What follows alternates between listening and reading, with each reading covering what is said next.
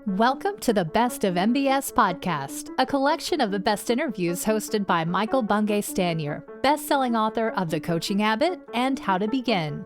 Today's interview is from the Coaching Habit podcast. Here's your host, MBS. Yes, this is the Coaching Habit podcast. Yes, I am Michael Bungay Stanier. Yes, I have an awesome guest for you today. It is Mark C. Thompson. If you have followed the world of entrepreneurialism, of keynote speaking, of the work that I've been lucky enough to be associated with the Marshall Goldsmith 100 coaches, you may know Mark Thompson. But if you don't, let me introduce some of his cool background. He is and was the founder of Sir Richard Branson's entrepreneurship centers and acts as an advisor to Virgin Unite entrepreneurs.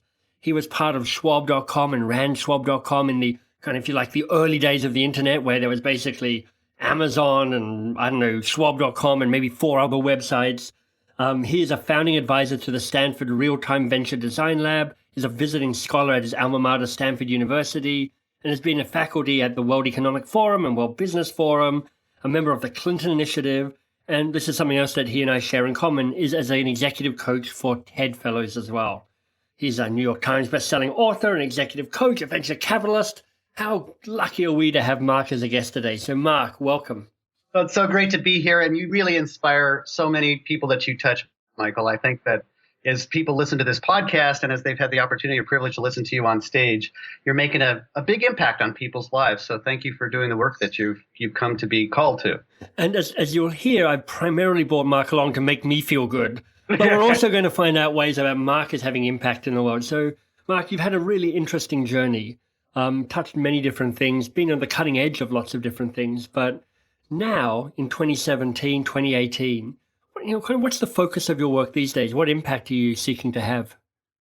Well, I'm finding that everyone is going through this huge, swirling period of change in their personal lives and their professional lives. I mean, do you know anybody who's kind of doing business as usual? I don't know anybody. Right. I don't know what business as usual even is anymore. Exactly, right. It's anyone here not going through any sort of remarkable change at the office? Has anybody not been facing maybe even a crucible or an existential crisis or something that's really changing the game? And I've been excited to be on the edge of that crazy world, having been a part of How to Silicon Valley. I'm a Silicon Valley kid who saw this valley turn from orchards into a space program, and I've been on moon missions ever since. And it really kind of inspired me to think about how could we be the leaders of our own change? How could we drive change before it runs us over, right? Before it makes decisions for us. And that as coaches, you and I, and those who've been really called to this idea of being able to empower others, I mean, the privilege we have is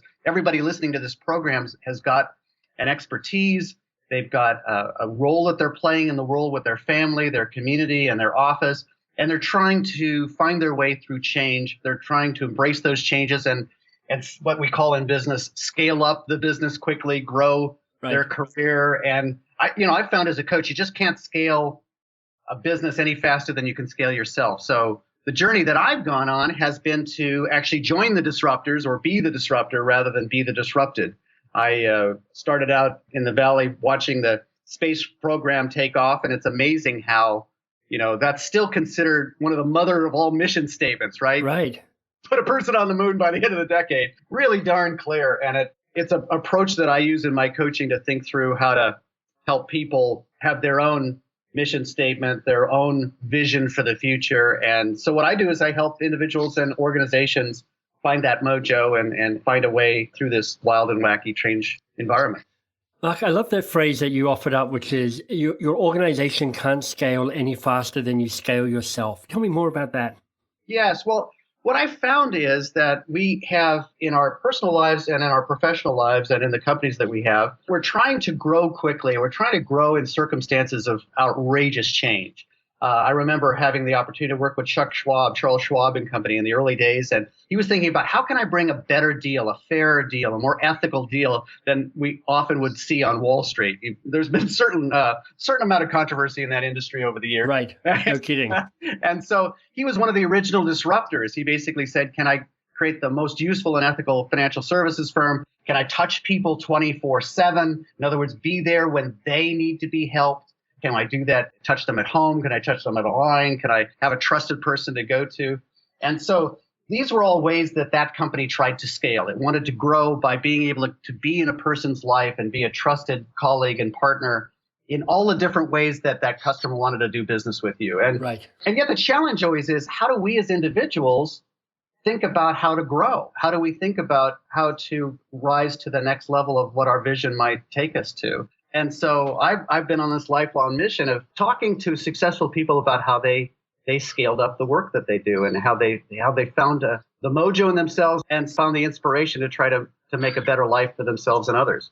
Is the starting point for scaling yourself that kind of mission and vision piece? You've mentioned it a couple of times. Is that where you go to initially to help people see that, or do you go somewhere else? Well, I found that people will tend to set goals a little bit too soon, that we will often set goals based on what we think we should do for ourselves, what our parents or our colleagues might have thought would be good for us, or what we grew up thinking was the appropriate thing to do. And so it's easy to get kind of the goals set. And when you're thinking about those New Year's resolutions, how often do those work out for you? Yeah, like on a good day, never. Yeah, I can come up with a great list of those. And so one of the things is we realize in the work that I do is I help people start to think about what's actually worked for them in the past. How have they grown in the past? How have they gotten scale in the past? What are the things that they've done that they're the proudest of, that they've been able to actually get done? And look at those as a way to start to read the tea leaves for a better future. One of the things that we found with extremely high achievers, we interviewed people as diverse as Jeff Bezos and Bill Gates and Oprah Winfrey, but also the Dalai Lama and other people who'd had huge impact in their field profession, people who were artists, sports leaders, academic leaders, people in the sciences, Nobel laureates. And when we did that work for Success Built to Last, what we found is that they always focused on creating a life that matters. In other words, first taking a look at what has really mattered to you most about your greatest achievements or the moments that you're most proud of. Because usually when we're asked to look at our values and our goals, we put down a fairly politically correct list of things to do. Right, exactly. Like motherhood, apple pie, integrity. And you're like, none of those, you can't argue against any of those. But yeah, no, I'm not in favor of any of those, right? Right. But my bet, and to your point, is almost never are those core values that really drive a sense of identity and vision and the impact that people are wanting to have in the world. Exactly. And so what happens is that the person who's setting the goals is not the person who does them. Oh, that's a great distinction. I love that. In the neuroscience of this, it was often described as being left or right brain. Now, it turns out that we found at many great brain centers like Stanford, looking at neuroscience, it's not just so easily distinguished between the left and right brain, but basically it's true. The left brain has a great sense of organization. It's the one that has the skills to write down that list of goals that you don't do and those values that don't really drive you. I love that. But it has the power of language, and the right brain, which has the power of behaviors and actions, is not fluent in its speaking capacity. And so it's not that we're necessarily lying to ourselves or others. It's just that we're asking the person who's not doing the work to do the work. And so what we need to do is look first at what were those proudest moments? What were the things about those that mattered the most to you? We found when we looked globally at trying to find the definition of success among the world's highest achievers, we found that the secret to success was to find and create a life that matters to you, not necessarily to others, but that is uniquely firing up in three important capacities in your life. We found that everyone who had been successful for at least 20 years or more had three ways of defining success. And maybe I should just go through those quickly because it gives a little bit of a frame of reference. Yeah, perfect. I love that.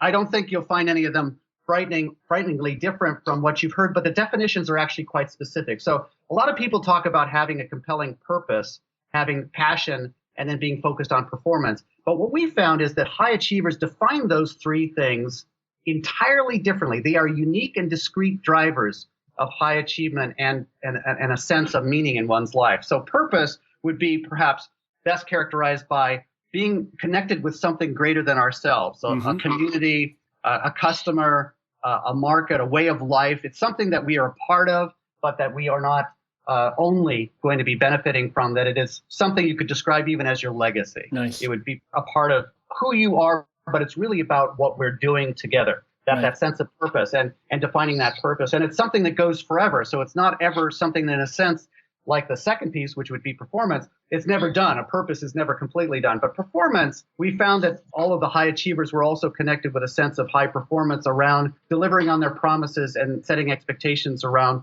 what they're going to deliver to the world and for themselves. And frankly, that most people who get engaged with something that's powerful for the long term will feel a sense of wanting to, try to win at that. It's something that you feel like you want to do, that when you fail, you're resilient, that when you try this and aren't good at it the first time, you don't use it as an excuse not to continue. And you can see how that connection between purpose and performance it drives resilience, because you know what you're trying to do, you know whether you're succeeding and failing, and you know that you're playing the bigger game, which allows you to go, it's worth getting back up off the floor and trying again.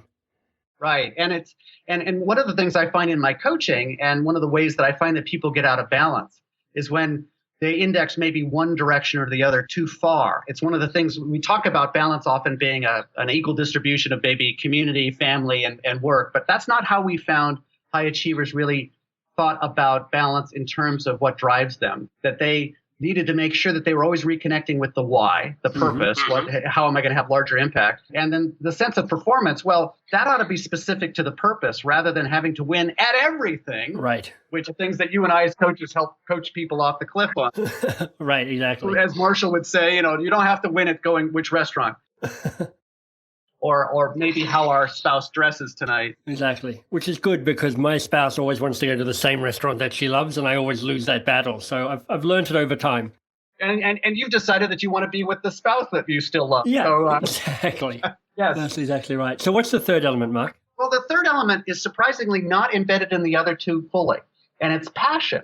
So what we found was that there are those things that drive you, that you care about, that you find yourself thinking about, that aren't necessarily about winning or about a higher purpose. And I think sometimes that's the other thing that gets out of balance that drives us a little bit nuts, is we think that's being selfish. We think that having this quiet time or this extroverted time, that having this activity that just feeds us and not for any outward purpose or highfalutin cause or even to put points on the board. We found that high achievers had that also as a part of this three pillars of their equanimity and their happiness, was that they were willing to pursue what we called a portfolio of passions. I think that's the other thing that often gets people out of balance. When you're trying to perform, to deliver on a purpose, we often get obsessive about one thing, and we have to work hard on it. But it's so critical to realize that there are other passions in your life beyond that main obsession.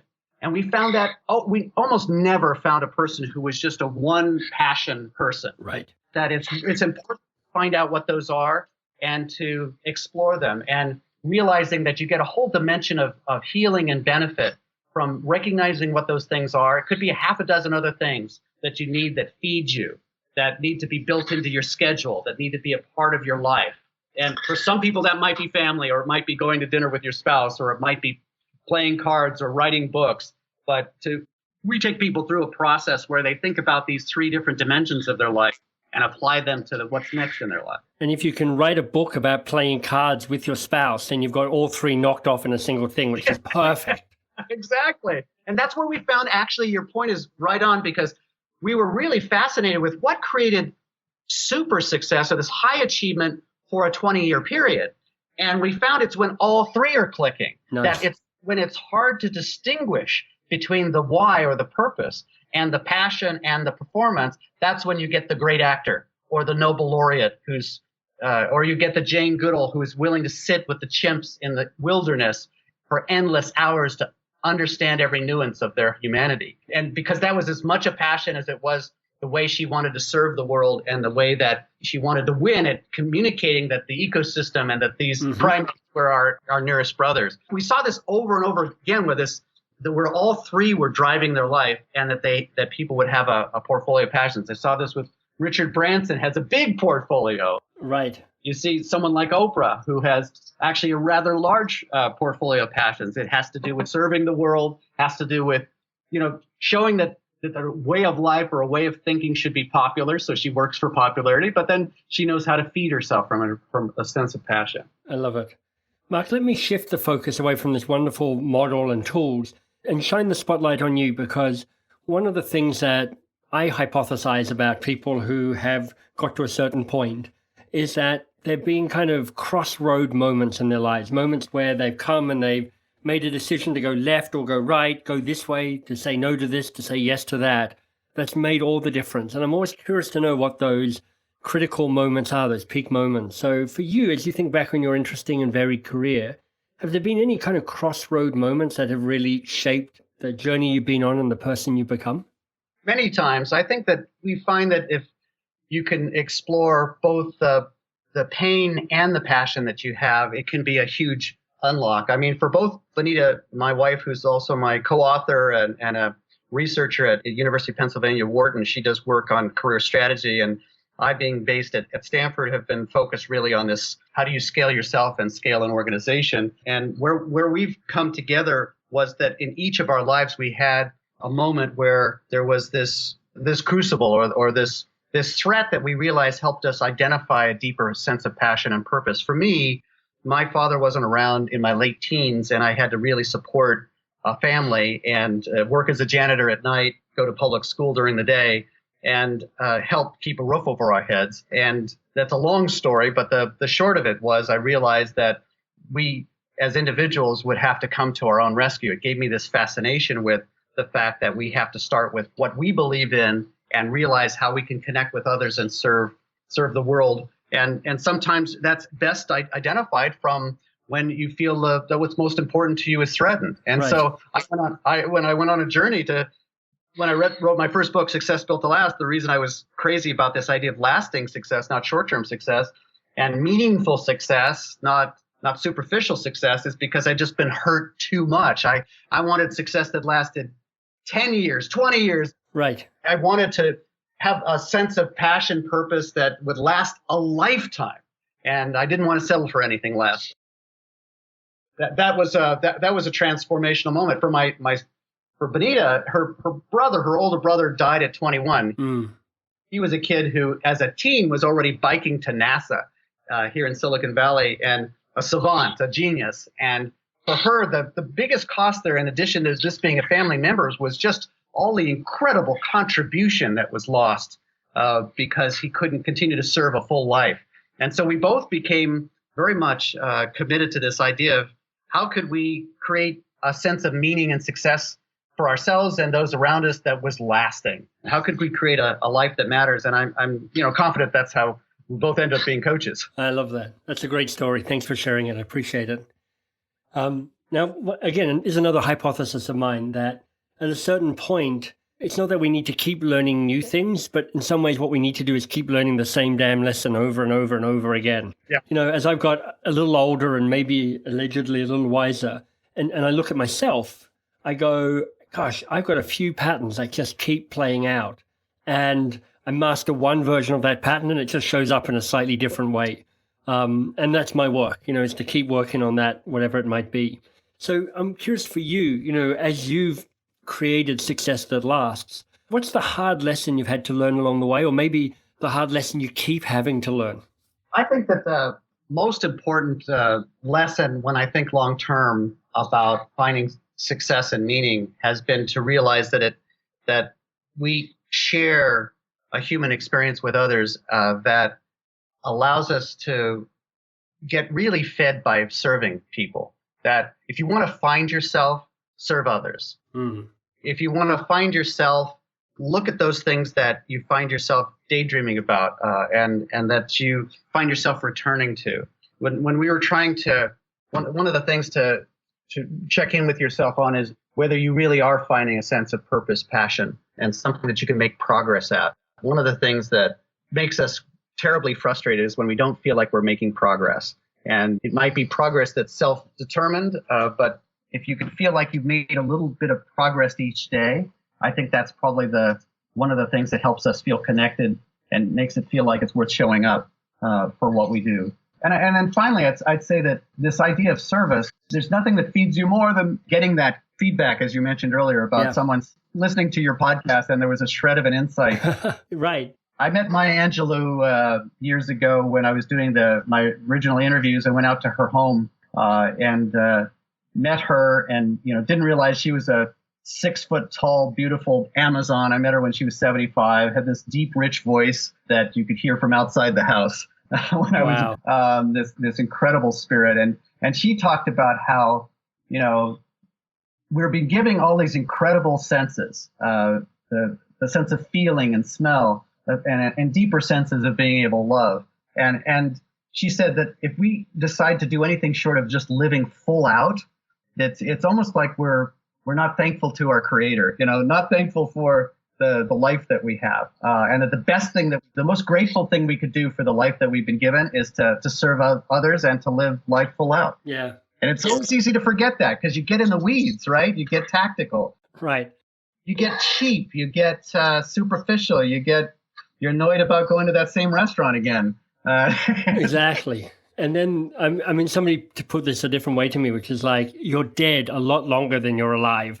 Yeah. So you got to make the most of it. Whether you believe in a higher power or not, this is your one and precious life. So how do we make the most of that while we're here? Exactly. That has been, I think, the biggest thing to realize, that when I had a journey where I went out because I had trauma in my early life, went out to try to meet people who had been achieving lasting success. And I would always hungrily go ask. I remember sitting with Jeff Bezos. This is at the turn of the century. This is in the 90s when he was just having his initial frustrating successes at Amazon, right, before he started consuming the world. And I said, so, what's your secret success? And he looked at me and he says, you just don't get it, do you? You don't achieve success by copying or just trying to mirror the artifacts of somebody else's life. That we have to live our own lives. That the biggest challenge is figuring out what drives you, what you are passionate about, what you do like to win at, what has hurt you most in your life that you could turn into a sense of higher purpose that you want to serve. Mm. That's the big challenge, is not trying to copy others. That's going to be endless envy and disappointment. And that's, we see a lot of that around us. And seeking a silver bullet that doesn't exist. I mean, I remember hearing Seth Godin being asked, when you write your book, Seth, what pens and paper or technology do you use? And he's like, you know what, I'm not going to tell you because it just doesn't matter. It's like you write, if you're creating, you use the tools that help you create. And whether I use a pencil or a pen or a yellow pad or a pink pad, who cares? It's like, find your path. Don't think my path is your path. And that's what you're pointing to. Right. I think we don't probably spend enough time trying to unpack what that means. And as people think about having an opportunity to live a full life, what was the most satisfying thing you've ever done in the past? What was the most terrible moment you ever had in the past, and why was it terrible? And people will look at me strange when I'll say that, saying, well, it should be obvious. Well, but what value was violated that you can now serve? What was about that you now could lean into? Because it can, both the hard points and the gifts in our lives can be used as a direction to find out what matters to us most. So, Mark, for people who want to lean into your work, to find out more about who you are, what you do in this world, because it's been a great conversation, but I bet it's just whet people's appetite. Where can they find out about you? A website, a Twitter, wherever you want to point them to? Sure. Well, I've done 3 major books that might be of interest for the range of the conversation that we've had. And they can be found at my website, which is just my full name, markcthompson.com. And on those that you'll see work around 3 areas. One of them we talked about today was Success Built to Last, Creating a Life That Matters, which is the journey of high achievers and what we can learn about ourselves from the ability to have a life that is filled with meaning and a sense of purpose. I also did a book that just helped people figure out how to run a business. Right. And having been, and I realize this is a public podcast, but please forgive me, business schools, but there's a way to do this other than going to business school. You can read Now, Build a Great Business. Brian Tracy, the entrepreneurial thought leader, and myself wrote that book. Brilliant. And it's 7 chapters to help people think about how to serve others through a business that rocks. And then most recently, I wrote a book called Admired. which we were looking at how people who have been able to build value into their lives and are admired by others, how do brands and people go about doing that? So we reverse engineered the Gallup poll of most admired people and Fortune magazine's most admired companies and came up with a wonderful short list of ways that you can make sure that you're valued, admired, and respected for what you do. Wow. I know the first 2 books. I don't know that third book, so I'm going to look to track them down. So that's great. And markcthompson.com, and that's Thompson, Thompson. Right. MarkCthompson.com. Mark, it's been a pleasure. Thanks for your time today. Thank you, Michael. It's such a pleasure. Thank you for your great work. We hope you enjoyed this Best of MBS interview. Want more great content? Head to mbs.works. There you'll find MBS's new podcast, 2 Pages. You can learn about his best-selling books, and you can join the newsletter. That's mbs.works.